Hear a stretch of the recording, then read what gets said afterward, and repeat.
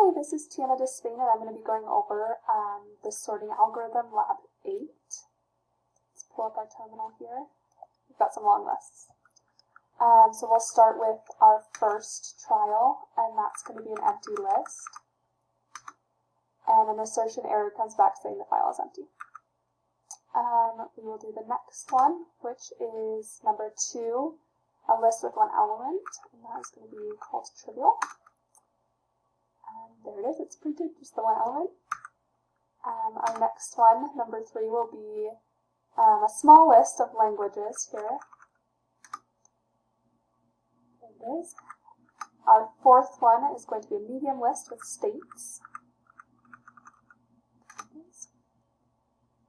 Alright, nice and sorted. And our last one will be the large list of cities.